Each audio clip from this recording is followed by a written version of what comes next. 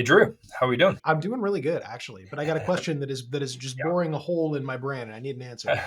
I want to know about geofencing. So before we get too deep, can you tell me what geofencing is? Sure. Yeah. So, think of it as creating a virtual fence in a map around a geographic point. So, when we say geofence, you're creating a fence virtually around some points.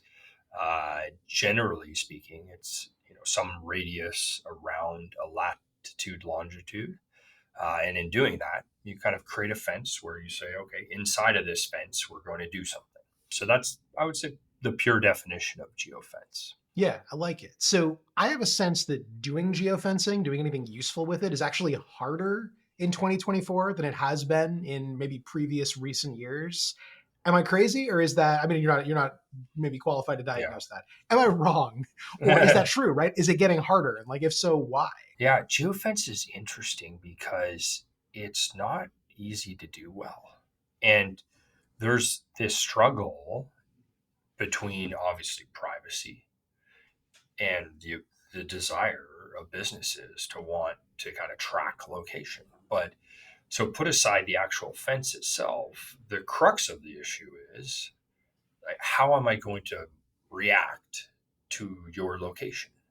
As Drew, that would mean I'd have to monitor it at all times.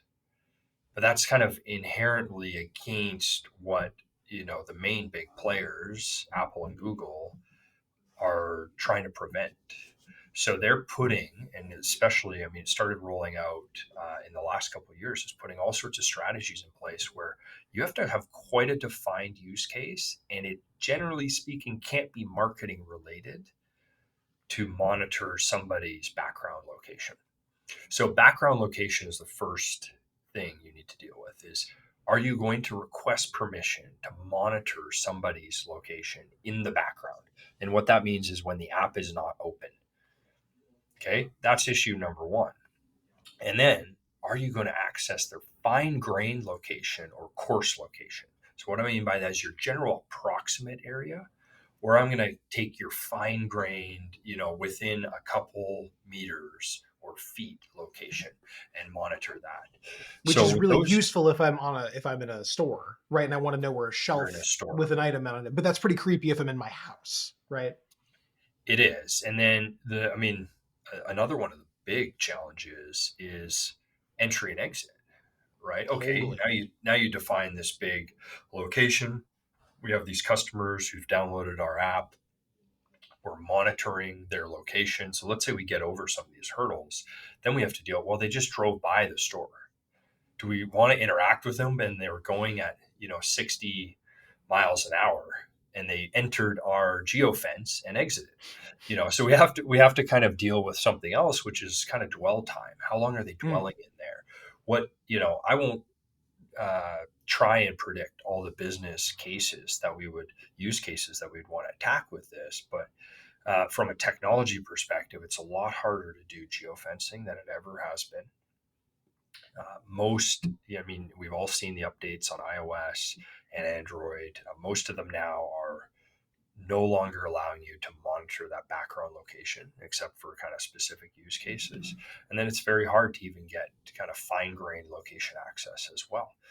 So this is the use case where there's some alternatives that are coming about to try and really aid in Yeah. that because consumers Before we still get to those want really quick, let's that. acknowledge Yeah, this is for good reasons, right? This is because people are yeah, taking privacy more seriously, security more seriously. It's still a huge pain if you're trying to do yep. helpful things with it.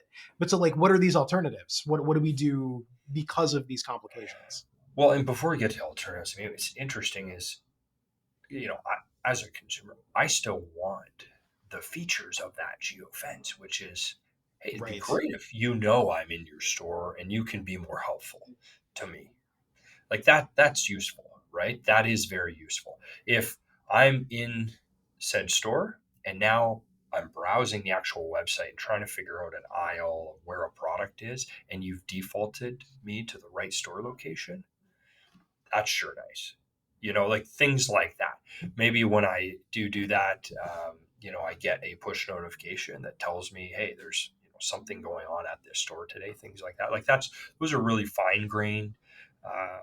use cases for that geofence, but it's useful nonetheless, right? And that's what's driving, I think, a lot of the demand is wanting to be able to do that as well. No, that makes sense. That makes sense. You do, there are benefits, right? And I'm sure Yeah, plenty of the people with privacy concerns still like the benefits when they get them. So, yeah, so talk to me about alternatives. I think that's an interesting topic. yeah. So I mean, there's alternatives, right? And there's some, I would say, lo-fi and hi-fi solutions to this. So if we can't access the location in the background, how do we get folks to open the app at least, right? And so there's some very Yeah. lo-fi is you've maybe have seen, I won't name names, but you've seen from some fast food restaurants. It's, hey, open the app, enter this code in. Well, there's a couple of things happening. No long, like you're entering the code, but you're also opening the app. Now they can engage. They know you're at that store, right? It's kind of giving now that personalized view. So that's one. The other one is there's obviously work with beacons, right? Beacons. I mean, I think they were huge 5 years ago. They had this big promise. We don't see them as much, but beacons are an option as well. So you can see kind of two examples, right? One, hi-fi beacons that can invoke things on the device. The alternative is a lower fi solution. It's, hey, enter this code in the app when you come up. So you're almost self-identifying a little bit, but it gets you to interaction, engage with the app, and then we can give you that experience, and we can monitor at that point the location in the foreground Yeah. and know where you are and trigger anything geofence related that we may want to do.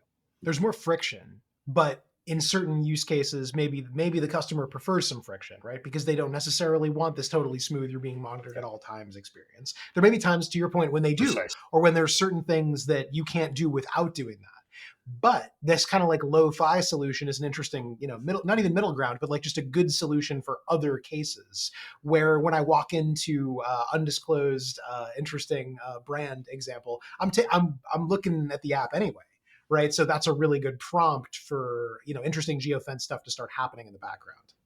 There you go. Yep, you nailed it. Yeah, and that's the case that really works and still does work today. But the background one is less likely to be successful at this point.